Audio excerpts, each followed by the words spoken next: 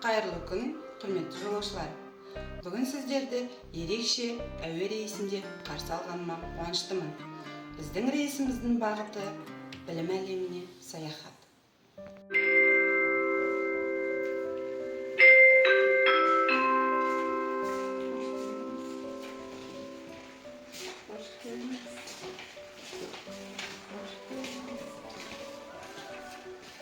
Hoş geldiniz.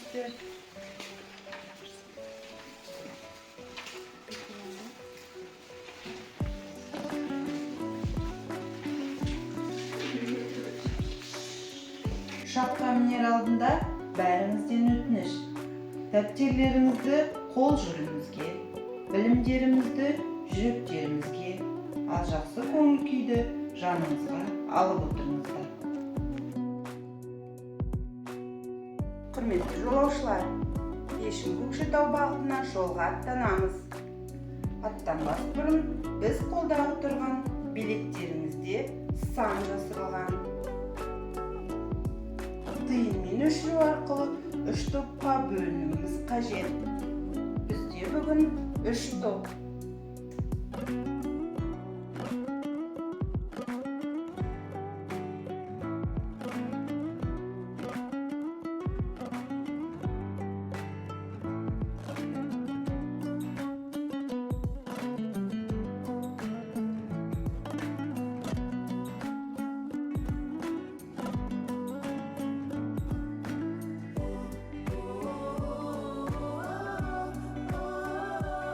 Құрметті жолаушылар, бүгінгі күніміз және көңіл күйіміз жоғары деңгейде өту үшін мынау тақтадағы автор тілегінен көріп тұрғандай бір кітапты таңдай отыра өзімізге білек. Tamam.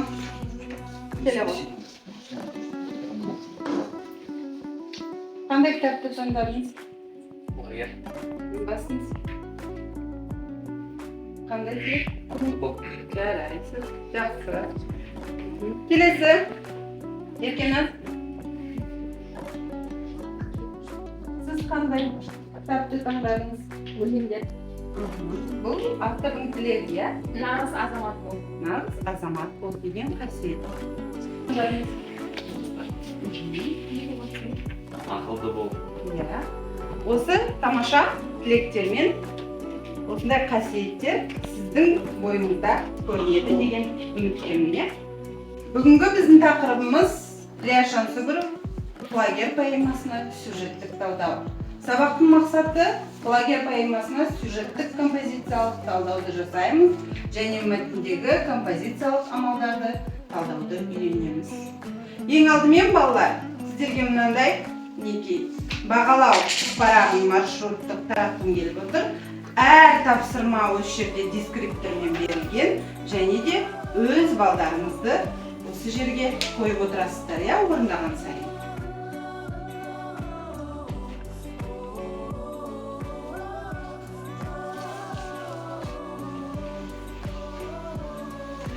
Бірінші аялдама білімді тексеру бұлты. Бұл жерде балалар мынадай тапсырма берілген болатын. Сынып атынан бір оқушы құлагер жайлы мағлұмат жинап келу керек болатын. Ал Қанеке кім дайындап келді балалар? Махамбет Еркеназ, келе ғой.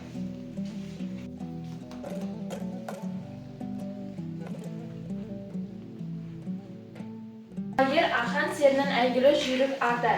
Құлагердің трагедиялық тағдыры туралы поэма. Шығармада ақан серінің өнері, ерлік рухы және құлагерге деген сүйіспеншілігі көрсетіледі.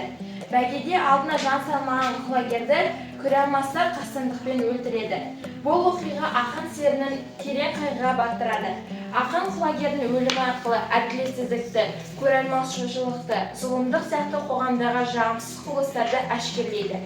Поэма еркіндік пен сұлулықты, адалдық пен әділеттікті, өнерді дәріптеп халықтық трагедия деңгейіне көтерілген туынды ретінде танылады. Еркеназға рахмет, бүгінгі жобаны дайындап келген үшін. Ал енді сіздердің алдарыңыздағы маршруттық бағалау парағына 2 балдан, дескриптор бойынша 2 балдан қойып отырсаңыздар болады. Ал енді түрткі сұрақтарға келетін болсақ, Кім бізге мынандай сұрақтарға жауап береді?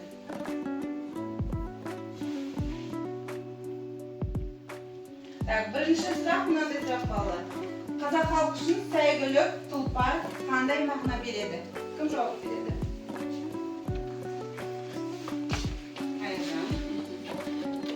Қазақ халқы үшін сәйгүлік тұлпар ол жай ғана тұлпар емес, еркіндік пен рухтың қасиетті символы.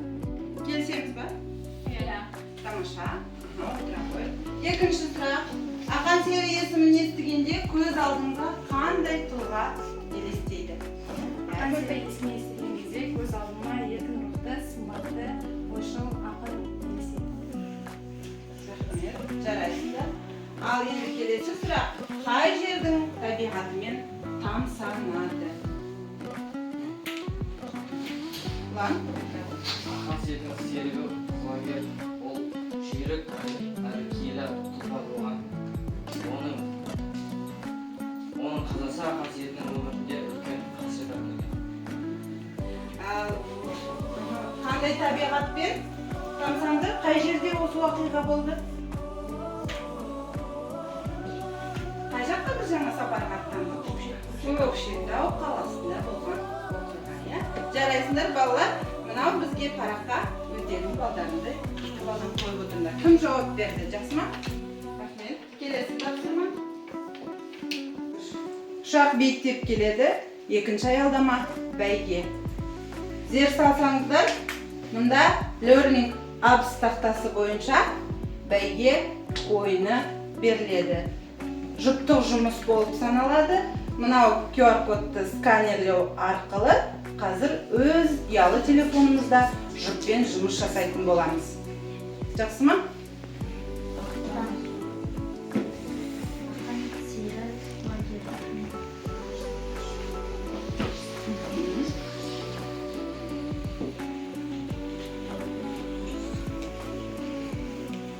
Мінекей, мына жерде балалар. Играть с друзьями дегенді таңдаймыз, иә?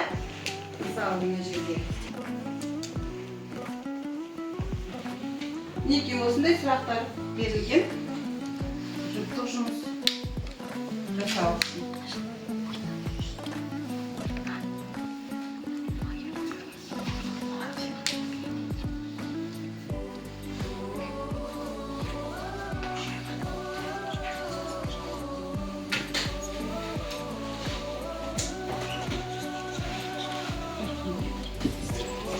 Ал енді екінші аялдама тапсырмаларын жұптық жұмысты біз жаңағы Learning Apps тақтасында мынау орындасақ, енді оны Telegram чатта маған жауаптарын жіберсеңдер болады, балалар? Содан тексеріп мен бағалайтын боламын. Мінекей, мында уже келіпті, иә? Қарасаңыздар, балалар, жақсы нәтижемен аяқтаған екенсіздер, иә? 10-да 10 деген балдар берілген. Так, енді осы тапсырмаға біз 2 балдан өзімізге жауап берген үшін қойып отырамыз. Белгілеп қойыңдар.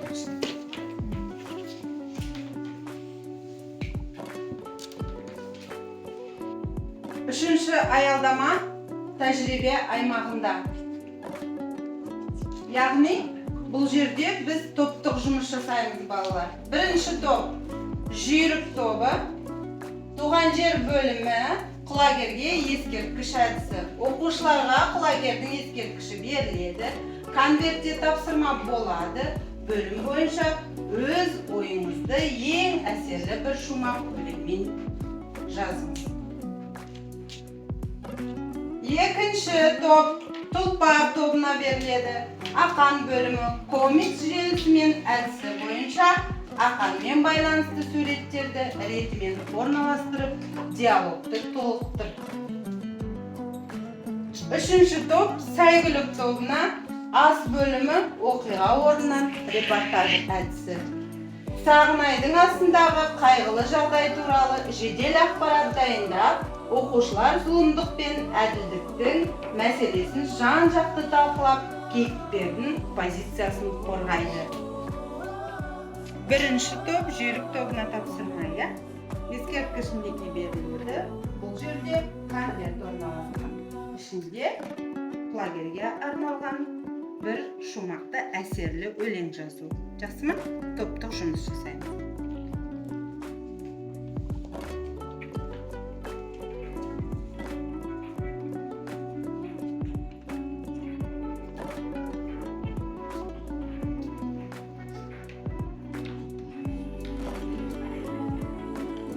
Туған жер бөлімі бойынша өз ойыңызды ең әсерлі бір шумақпен өлең жазыңыз.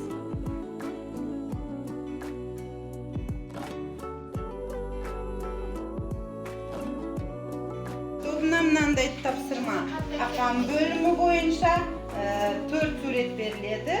Осы суреттерді рет-ретмен орналастырып, диалог жазу. Ал жұмыс жасаймыз.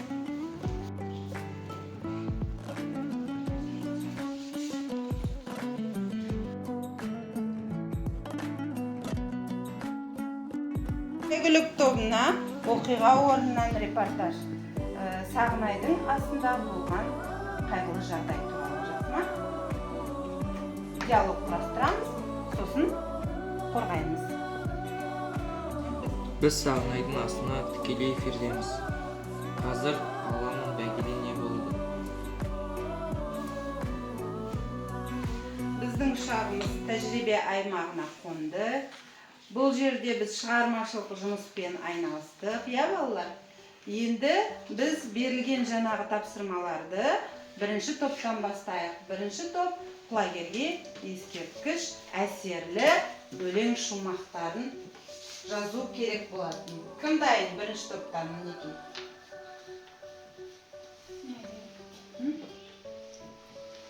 Абота. Құлагер еркіндік тұлпары даланың дүлдіреткен жыр тағдыры, аққанның арманы боп аспанға ұшқан, өлмейді ел жүрегінде тұлпар үні. Тамаша. Рахмет. Қандай мінекей біздің құлагеріміз, я? Осы топ, тұлпар тобы дайынсыздар ғой, я? Комикс желісімен Ақанды суреттеу. Рахмет. Бірінші сурет ғашығы. Ақан, сен менің жүрегімнің жалғыз үмітісің. Ғашығы, тағдыр бізге қарсы болса да сезімімді ешкім өшіре алмайды. Келесі. Екінші сурет күресі. Ақан, мен өмірдің әділетсіздігіне қарсы күрестім. Ішкі үні.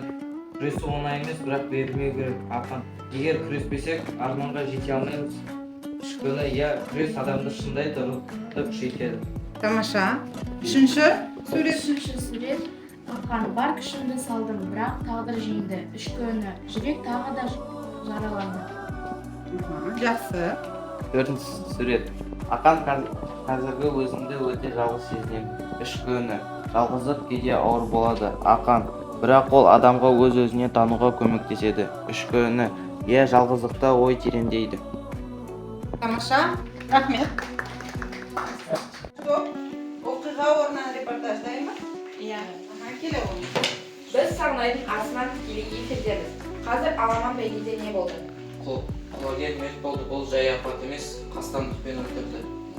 Бірі үнсіз, бірі ашулы, бірақ әділет сұраған дауыс аз. Ақан серінің күйі қалай? Ақан сері ол атынан ғана емес, әділеттен айырылғандай болды. Демек, бұл бір тұлпардың емес, артын қазасы болды ғой. Құлагермен бірге бүкіл әлемнің әділеті де құрды. Шығармашылық жұмыста ойлансақ, еліміз бойынша трагедия болды, я? Бұл жай ғана біздің мұң емес, бүкіл халқымыздың мұңы. Кімнің мұңы? Ақан серінің мұңы және құлагердің мұңы, я? Егер құлагер өлмесе, мүмкін Ақанның өмірі басқаша болар мейді? Ендеше балалар, барлық орындаған тапсырмаларды мынау бағалау маршруттық парағына 4 балдан өздеріңді белгілеп қойыңдар, я? Кім жақсы жұмыс атқарған? Келесі аялдама композиция аймағы. Бұл жерде балалар Wordwell платформасы арқылы шығармаға сюжеттік композициялық талдау жасаймыз. Бұл жеке жұмысқа жатады. Біздің мақсатымыз да осы болатын. Барлық тапсырмаларды орындай келе, осы тапсырмада біз шешім қабылдаймыз. Ал, бірінші болып кім шығады? Келе ғой. Аха, бейбарыс. Қайдан басталады? Оқып берші, сөйлем. Ата енді сағынай деген байға үлкен ас. Жақсы. Дұрыс па, балалар? Иә. Рахмет. Амуа. Ақан серінің асқа Келесі. Барлығымыз кезек-кезекпен шығамыз, охота. Шиеленісі, аттың сыны. Жақсы. Шешімі құлагердің ерді болып аққанның құлагерін жоқтап ән шығару. Баса ғой. Енді тексерек жауабымызды. Дұрыс екен. Тамаша. Төртінші аялдама аяқталды, Ендігі мына дискриптор бойынша өздеріңізді бағалаймыз. Үлгі құрылымына сүйендік пе, балалар? Сүйендік, Сюжеттік композициялық талдау жасалды ма? Жасалды. Ендеше 2 балдан барлығымыз өзімізді бағалайық. Қонуға шақ қалды.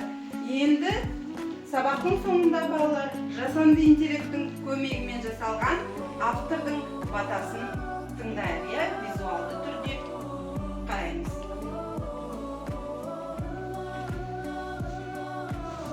Кейінгі толған еркін елдің күрені. Мен осыдан 1 ғасыр бұрын құлагердің қазасын жырлағанда тек бір тұлпардың өліміне жоқтау айтқан жоқ едім. Менің қаламымнан тамған әрбір жол әділетсіздікке қарсы атылып, асқақ өнердің, тазалықтың және еркіндіктің символы ретінде қалдырдым. Ал батырашты шыдамдықтың, үрелмаушылықтың және қара ниеттің таңбасы ретінде жаздым. Бүгінгі ұрпақ сендерге айтар аманатым, өнерді қадірлеңдер, ақанның жан айқайын оқыныңдар. Нағыз таланттың алдын бөгімеңдер, оған қанат болыңдар. Батыраштықтан сақтаныңдар, іштеріңдегі күншілдік пен іштарлыққа жол бермеңдер. Өзгеден озу үшін біреудің жолына құдық қазбаңдар. Адал бәйгеде ғана нағыз тұлпар озатынын ұмытпаңдар. Тарихты ұмытпаңдар, сұмдыққа толы сол кезеңнің трагедиясы сендердің заманында қайталанбас. Бүгінгі сабақтың қорытындысы бойынша мынандай үй тапсырмасы беріледі, балалар.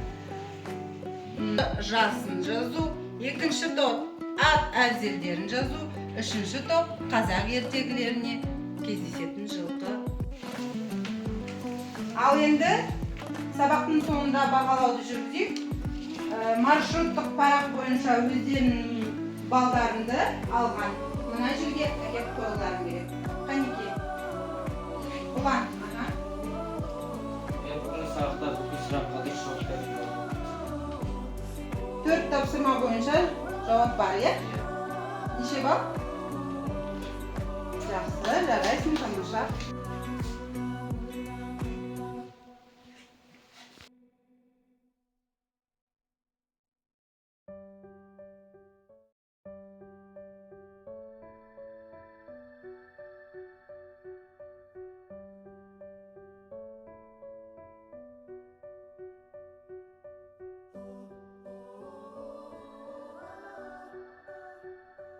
Шағымыз жерге жақындап қалды, сондықтан да ең алдымен шағын ғана кері байланыс жасап алайық, балалар? Мінекей тақтада бүгін осындай форматта біз кері байланыс ұйымдастырамыз, Арай, келе ғой. Бүгінгі сапарда не үйрендік? Мен бүгінгі сабақта барлығын толықтай түсіндім. Түсіндім.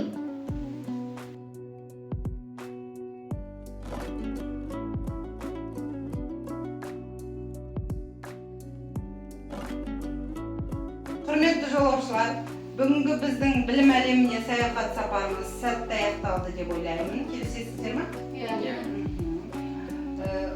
Сіздерге белсенді қатысқандарыңыз үшін рахмет. Сабақ аяқталды. Сау болыңыздар.